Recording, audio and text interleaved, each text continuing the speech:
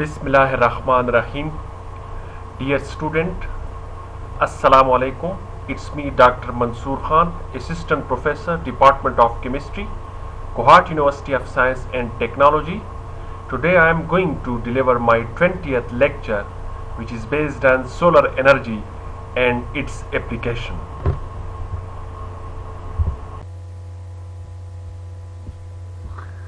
This slide shows the outline of today's lecture, which will cover brief introduction to solar energy, passive solar energy, active solar energy, introduction to wind energy, and finally advantages and disadvantages of the windmills. So these are the outlines that we will discuss in our today's lecture. Now the question arises, what is a solar energy?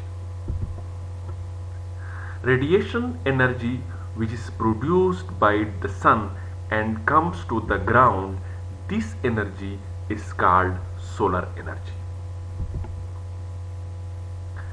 It is clean and renewable source of energy. It can be harnessed by solar collection method such as solar cells. This energy can be converted into useful energy such as electricity. These are some of the images which shows that how the solar energy can be converted into other reusable or useful form of energy to use it for the daily purposes.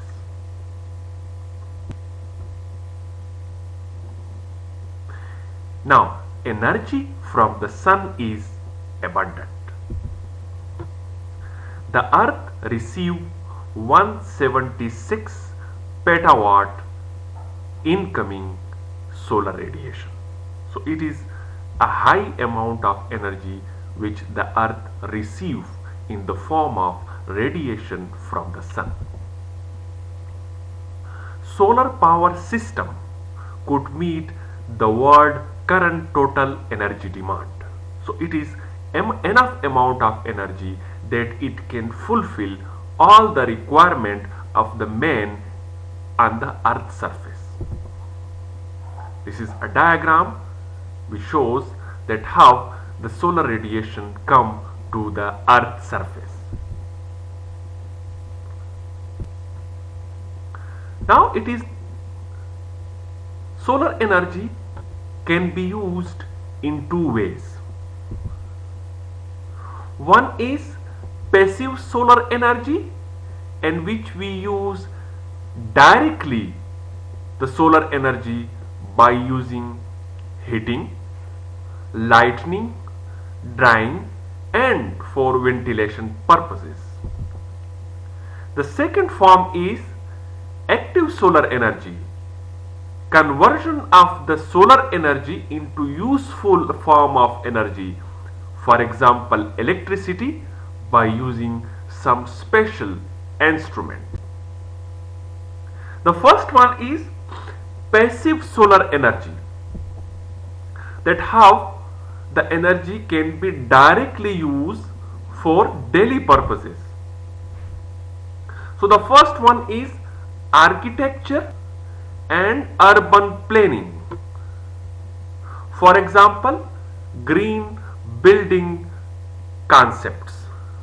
So the green building concepts are included in passive solar energy, that how urban planning and architecture can be used, or how the passive solar energy can be used for architecture and urban planning. So greenhouse building is one of the example of architecture and urban planning. The second one is agriculture and horticulture. It includes technique such as plantation cycles. So plantation cycles is basically the example of agriculture and horticulture which is also a passive solar form of energy. The third one is solar lightning. Day lightning and hybrid solar lightning are included into it. And the third and the last one is solar thermal. It includes water heating, and cooking. So these are some of the form in which we use the solar energy in the form of passive solar energy form. The second one is, which is the most important one nowadays, is active solar energy form. In this case, we harness the power to generate electricity. Number A, solar thermal energy. In this case, we heat up liquid to make steam in order to generate electricity. This is the images in which we concentrate the solar radiation on a cotton piece using magnifying glass. So it is one of the form of solar thermal energy which is used for useful purposes. For example, to convert the liquid into steam to generate electricity. It is also one of the experiment which we were used, in which the concentrated reflected light is used to heat up the liquid which is present in the container. And this is basically the solar power plant which is used for electricity. Now, the active solar energy, we use it in the form of photovoltaic method. Now, what is solar cells? Solar cells are devices that convert light energy into electricity. This is the complete cycle that how solar cell can be used for electricity. So the sunlight comes, it enters into the solar cells. The solar cells convert this solar radiation into electricity, and this electricity then can be used for useful purposes, for example lighting, heating and other purposes. So it is one of the most important step, and it is one of the most famous form of energy source nowadays in Pakistan, that we use it in our daily lives. This slide shows the advantages of solar energy. It is a renewable source of energy, as sun is an everlasting source of energy, because we know that all the energy are not sources can be vanished with the passage of time. It is the only sun energy, solar radiation, only the energy which is coming from the sun is everlasting. So that's why it is the renewable source of energy, because sun will be present there and it will provide us energy, and we convert this energy into our useful form of energy. It is non-polluting, as it does not release any greenhouse gases. As we know that nowadays most of the fossil fuel burning produce some greenhouse gases and some other toxic gases to the environment, which pollute our environment, and it is a very big issue. So one of the advantages of the solar energy is it cannot release any greenhouse gases, so it is highly environmental friendly. It does not produce any noise like wind energy. So noise is also a form of pollution. So it cannot produce any kind of noise pollution like the wind energy produce. Solar cells are recyclable. So you can use solar energy in a recyclable form. You can use it and then again you can recharge it and then you can use it for again and again. Solar energy is uniformly distributed all over the earth. This is one of the biggest advantages, that the solar energy is uniformly distributed all over the world. There are some small amount of disadvantages which are concerned with solar energy. One of the biggest disadvantages of solar energy is it is highly diffuse. I need special collector to make it efficient. So it is little bit expensive, because the special collector are little bit expensive to make it more efficient. We cannot use the sun radiation directly because they are diffuse. So for this purpose we will use a special collector which convert the solar energy into special form of energy. The efficiency of solar cell is very less. Generate only about 45 milliwatts per square inch. So as compared to the other form of energy, the efficiency is very low. Solar energy is not available at night. Therefore, we need special storage facility. They store the solar radiation during daytime and then we can use it at night time as well. So we cannot use it at night time because no solar radiation is available at night time, so we cannot use it at night time. So it is one of the biggest disadvantage of solar radiation. Solar cells are very expensive as compared to the other form of energy. As compared to the fossil fuels, it is expensive. And another biggest disadvantages of the solar radiation is in some solar cell we use cadmium telluride, which produce cadmium which is highly toxic and pollute our ecosystem. The second part of today's lecture is wind energy and wind power.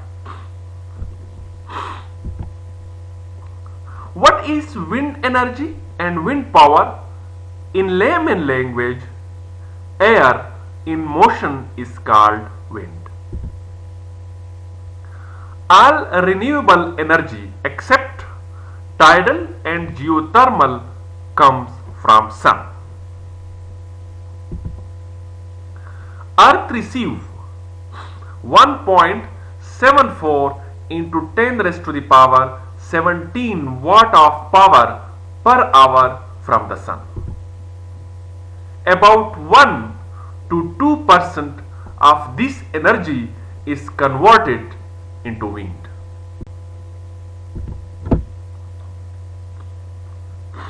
Horizontal and vertical motion of the air is affected by earth rotation. Winds are influenced by ground surface at altitude up to 100 meters. Wind is slowed by surface roughness and obstacles. When dealing with the wind energy, we are concerned with the surface wind. Now, wind turbines. Wind turbines are basically apparatus that convert the wind energy into other usable form of energy. So a wind turbine obtains its power from the wind and convert it into torque.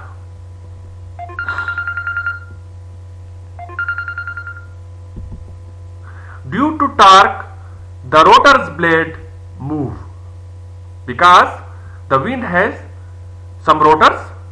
When the wind energy strike these rotors, it produces torque. The moment of the rotors depends upon density of air, rotor area and wind speed.